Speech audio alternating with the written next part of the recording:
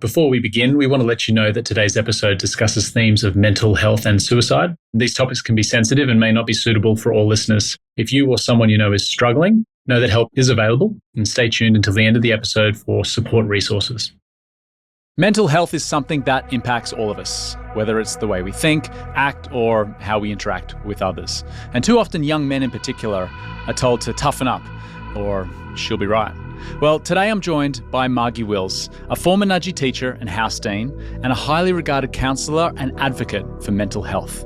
Her legacy of care and excellence continues to inspire old boys, families, and colleagues alike. Today, Margie shares helpful advice for supporting students' wellbeing, advice for leaving the school gates, and how to support your mates when they need it. This is Unscripted, the Nudgee College Podcast, where we step into personal conversations with members of the Nudgee College community, from international sporting stars to small business owners and more. Let's get into it. So Margie, you are one of those multi-generational names, I like to say at Nudgee, that it doesn't matter who I talk to, somebody knows you or was taught by you in some sense. But for those who are listening who haven't necessarily come across you at the college when you were there, can you tell us a little bit about when you started and about your time at Nudgee? Okay, well, I started in 1982 and I was employed as the biology teacher and coordinator of biology. And then after a period of time, when Nudgee decided to have a vertically arranged house system, I became a house dean. And I was a house dean for about 17 years. And then for Fogarty House? For Fogarty House. It's a shame, the Duggan, shame you weren't at Duggan, but I'm okay with that. I've built a bridge. Yeah, I'm glad. So 17 years and thoroughly enjoyed that. And then I was Director of Students 10 to 12 for 4 years.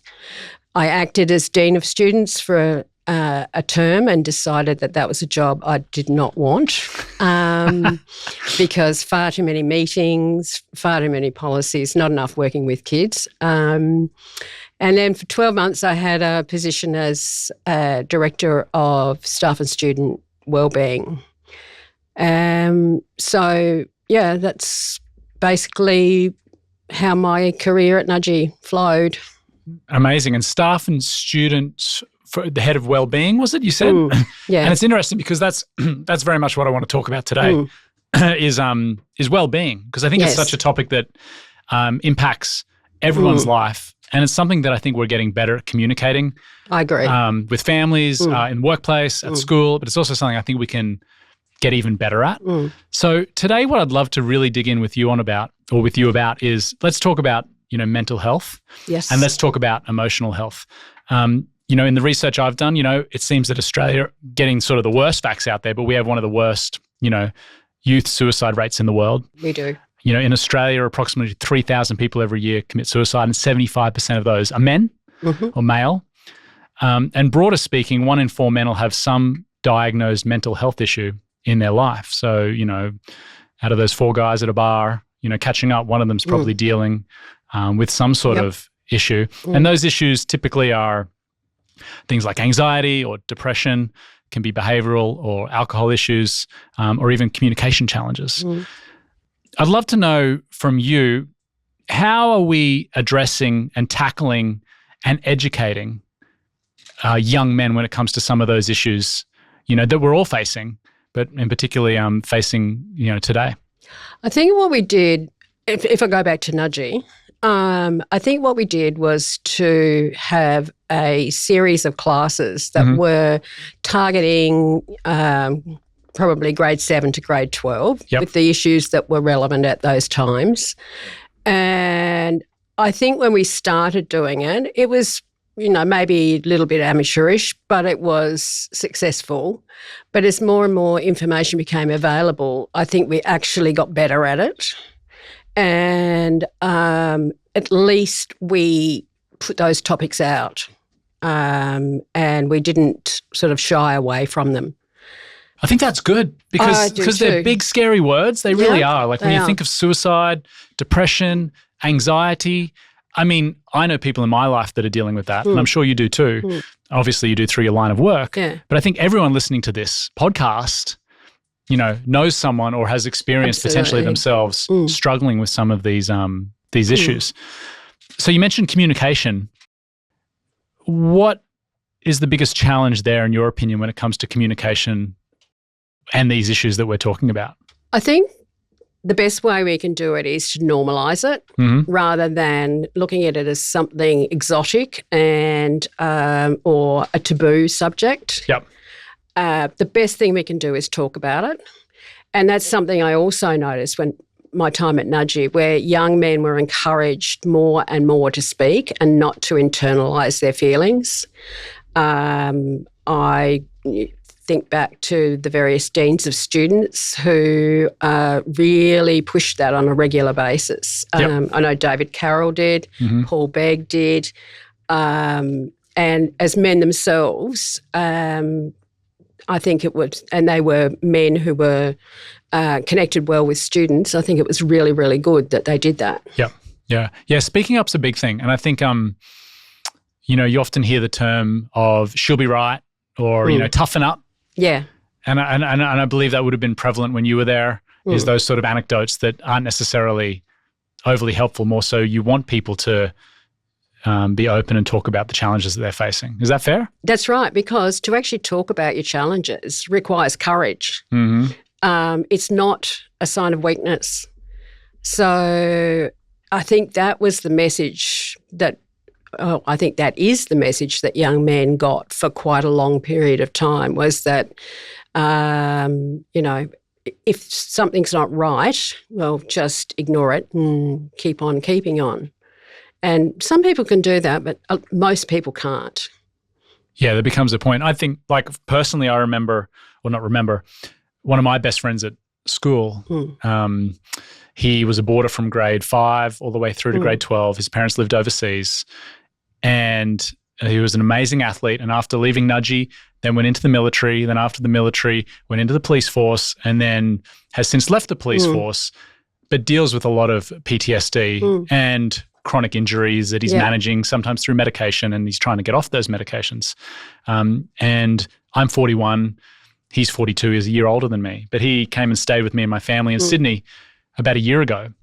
And it was the first time where he really spoke to me anyway about all of these challenges and opened up about the things that he's dealt with and what he's processing emotionally and also physically. And I was just so impressed because I found it easy to talk about my problems, but I know how hard and how much people covet those feelings that they have. That's right.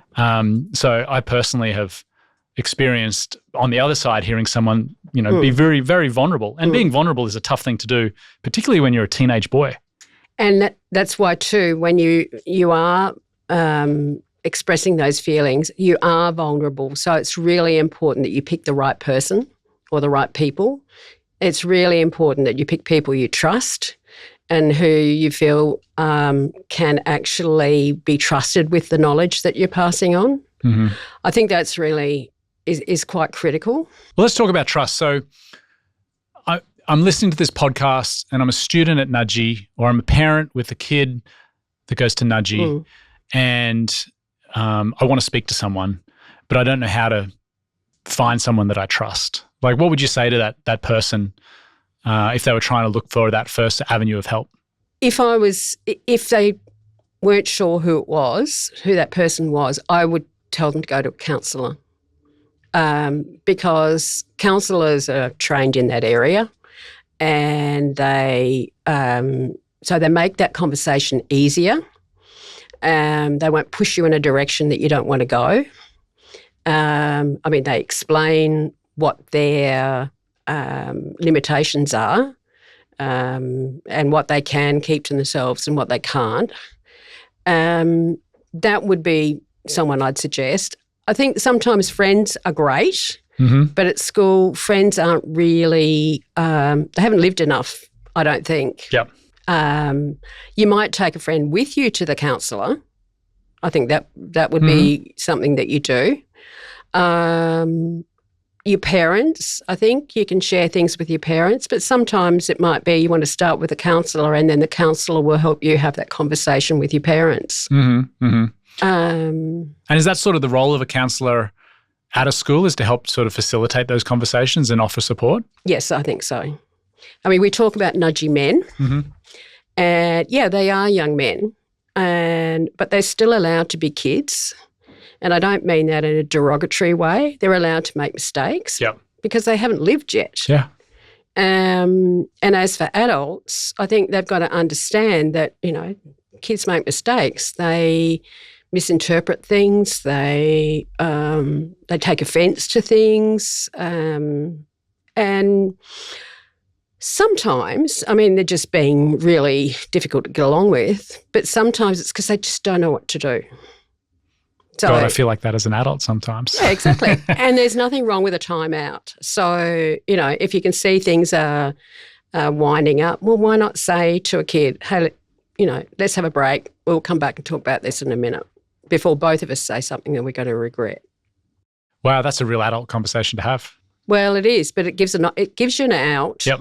So you don't sort of, otherwise, kids sometimes just don't know when to stop.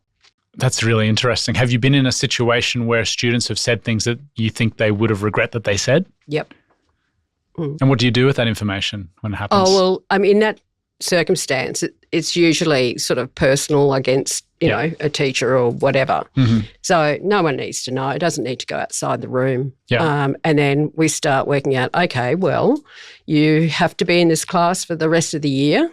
And I said, same thing applies when you leave school. You get a job. You won't always like your boss, but if you mouth off at your boss, you're going to get sacked.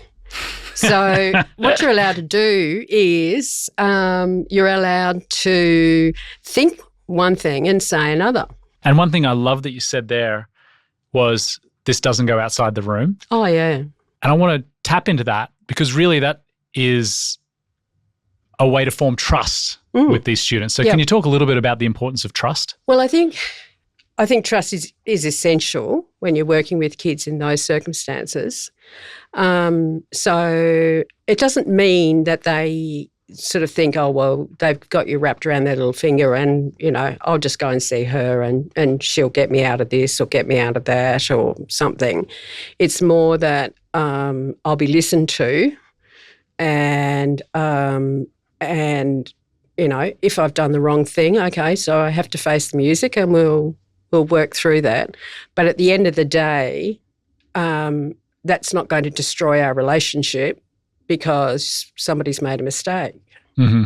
So, if something happens next time, okay, you come back and we have a similar conversation.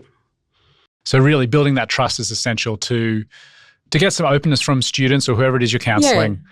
And enable the two of you to, I suppose, look back and analyse something as to whether or not you fulfilled it from either party. I mean, you do hold kids accountable because you'd be doing them a disservice if you didn't. So I guess it's helping them navigate the situation so that they don't make the same mistake again or they make different choices next time. Hey, can we talk about anxiety and depression? And I know they're not the same thing. No. And they're easy to bundle together. But in the reading that I've done, anxiety particularly is prevalent amongst young teens and in young men, depression. In what way has it have you dealt with it with patients or with students? I think having done study in it now, and there are different approaches to it, and it's interesting how different approaches suit different people. Okay. So without going into the theory behind it, sometimes it's just checking, well, not just, but it's checking in with the way people are thinking and, or overthinking and pointing out what it means. And so I guess what you do then is you're normalising it because it means that you're not the only person that's ever been down this road before. There are a lot of people who've been down this road. So there's that, or looking at it of ways of, unhooking from whatever that particular worry is so that you don't get sort of dragged down the rabbit hole and, sucked into the vortex, so to speak. but it takes time. So, it's giving strategies that go with that. Because Nudgee is such an interesting microcosm where you do have so many young boys and young men developing, some living on campus, others coming, day to day. But what is also fascinating about the school is there's a huge old boy community. But when a lot of students do leave school, they actually don't know what they want to do yet. No. And they don't necessarily know how to connect or they've had all this structure around them. That's what I'm trying to say. Whilst they've been at school, when they leave those gates at the end of grade 12, there's zero structure potentially. What advice do you give for students who are leaving such a highly structured environment and going out in their everyday world? Well, I think calling it what it is, that, when you leave school, you will actually find that the supports that you're used to, the routine you're used to, will just fall away. And for some, that'll just be an absolute blessing in disguise. They'll be so happy. I said, because I remember when I left school, one of the things that I noticed was that when I got up in the morning, I actually had to work out what I was going to wear because I didn't have to wear a uniform anymore. And I wasn't terribly fazed by that, but it just crossed my mind. And then also, you don't have to organise to see your friends because they're just there every day. So you've got to work at keeping those relationships going. You can't just assume that you will stay friends with those people or you'll meet up with those people unless you actually put in an effort to do it. And if you want to catch up with so-and-so, well, get on, send them a text, organise something. And organisations like the Old Boys are really good as well. Yep, absolutely. I think so, particularly in those early years. And their contacts as well. So, you're looking in the workplace and trying to work out how to get into a particular area, then they're experts on tap. Yeah, no, for sure. And I think that's a really good reminder. I mean, I even think I've always been good at reaching out to people. So something, whenever I am in town, I'll reach out to friends or old boys. It doesn't matter what city in the world I'm in, and I can always find someone. And I think for some people that takes a lot of energy and effort to network or to reach out like that. But I do agree. I think there's a lot of great value in it for sure. And to your point on even career, like I remember I got my first job just because I went to Nudgee. It was like someone looked at my CV and when they saw what I'd done at Nudgee, they're like, well, they had a preconceived notion as to what sort of person I would be. That's right. So I don't think you can underestimate those connections and networks. So a lot of people don't have the training and the qualifications that you do. What advice do you have for parents or loved ones if they want to improve communication with young men in their home?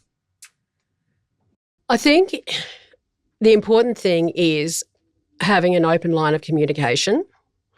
I think it's also important that they listen to what their boys are saying and hearing what they're saying and letting them be part of solutions. So rather than getting sucked into that argument and the aggression that goes with it, I say to parents, it's okay for you to have a timeout too. Okay. And then, but at the end of the day, I say to the kids as well, you've got to come back and have a conversation. You might get what you want, you might not. Easy to say, not so easy on the home front though. Yeah. So it sounds like you're advocating a lot of push and pull. Like you're not always going to win. That's right. But there needs to be a little bit of flexibility both ways, whether you're talking to a 14-year-old or a 40-year-old. Yeah. And I think, at different times, it's easy to say yes to little kids and then suddenly they turn 13 and 14 and they're starting to look at doing dangerous things and suddenly to pull out no at that stage is pretty hard. Yeah. And you won't necessarily be taken seriously. So it's funny you go there, but I have young kids at home. I have 3 kids, twin boys who are 9 and a 7-year-old girl. And I think young people, and what we talk in our house a lot about since they've been young, is learning to advocate for themselves. Do you think young people are getting better at that? Because I know when I was in school, it wasn't cool and you weren't a man if you told everyone your problems. But is that changing? I think it is, slowly. I think it is. It depends on the people around those people.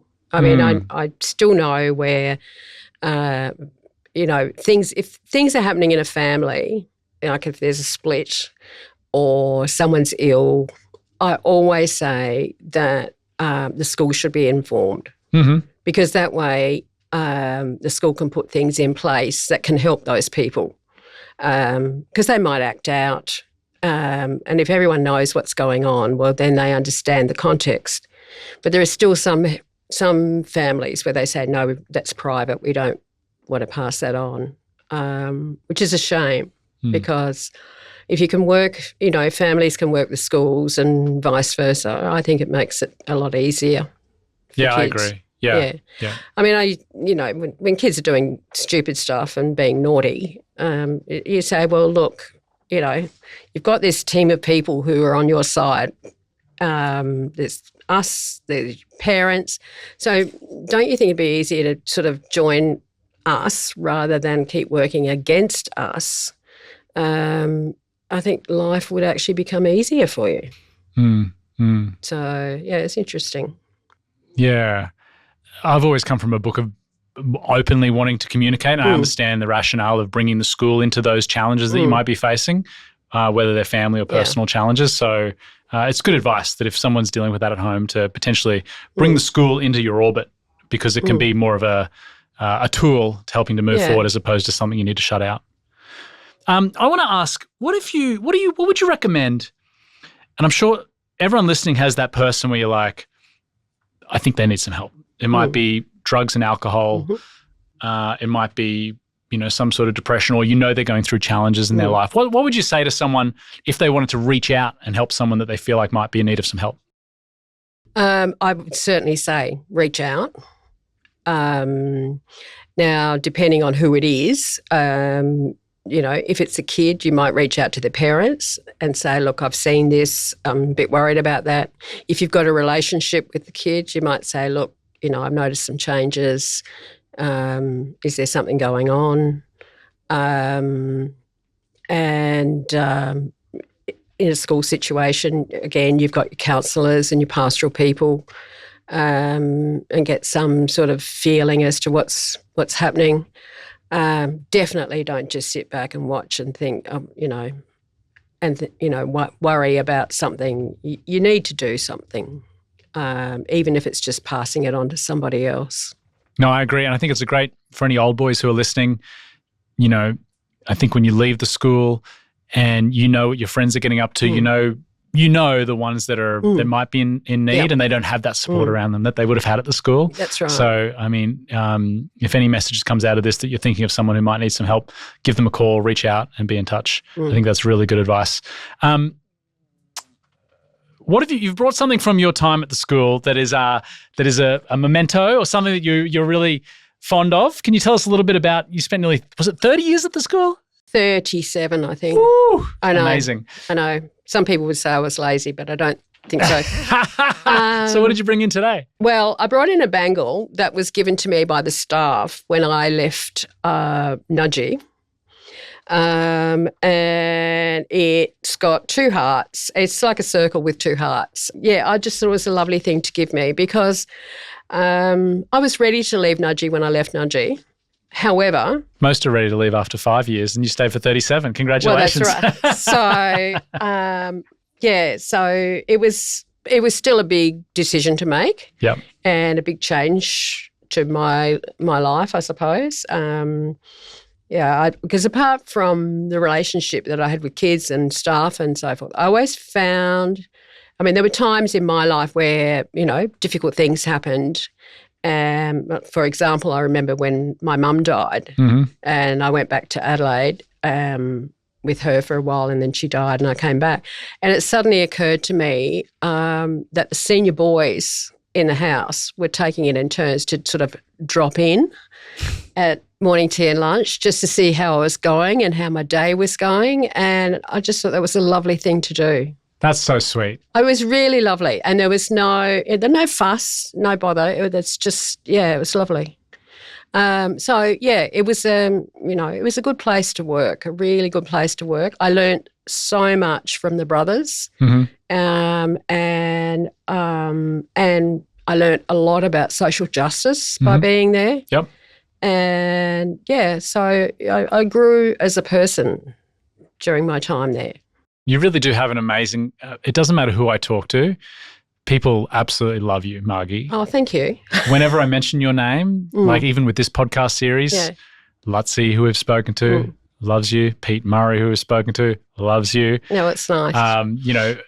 People from my years at Nudgee love you, and I'm sure the ones then after. So it goes without saying that you've touched a lot of lives at the school and outside those gates. Well, I think there's been a lot of give and take. So, and I, as I said, I loved my time at Nudgee. I really did. Loved the boys. And, I mean, there are still some boys who contact me, and which is really nice. And, when, things are sort of down or something, or they're facing challenges and they sort of just give me a ring and run it by me.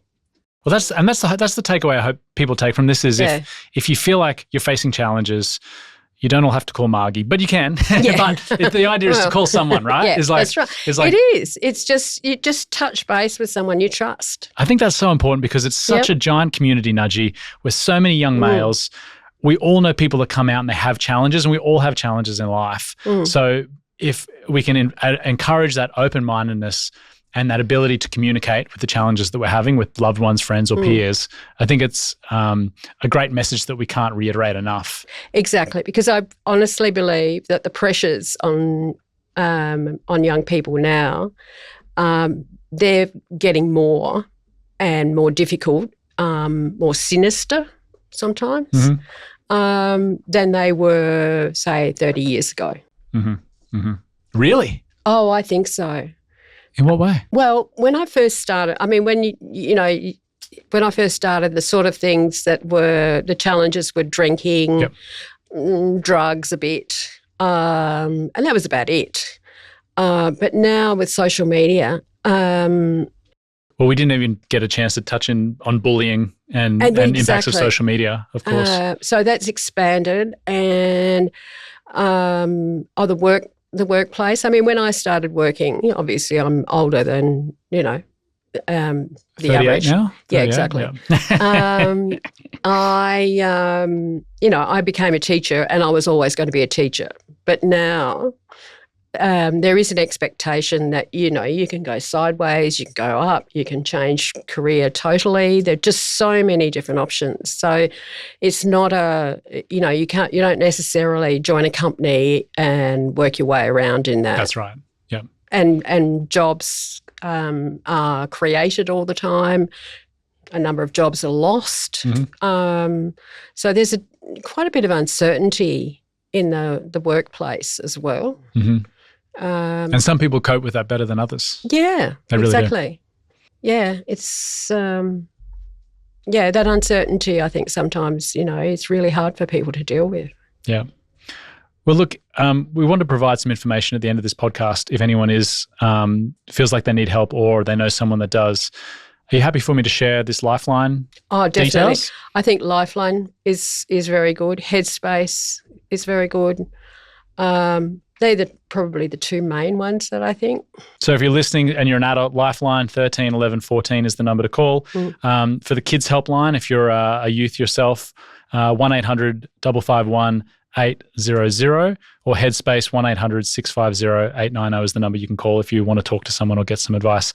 Margie, thank you so much for joining us today. Oh, thanks, Wes. I've really enjoyed it, but thank you. So have I. I feel like we could keep digging in and getting deeper and deeper and darker. Well, it's good. But I think if anyone takes a message away from today, it's to make a phone call. Use your counsellor at Nudgee if you are a student, and I think it's a real testament to the college to have someone like you at the school. And I know they now do have people in a position similar to yours, if not more, to support the young students who are there today. They do. So I think that's really important to know that if you're a parent, that you've got great support at the school. And Margie, it sounds like you'd encourage them to access it. Absolutely. All right. Well, thank you. Well, thank you. Appreciate you joining us today. No, I've enjoyed it. Thank you very much.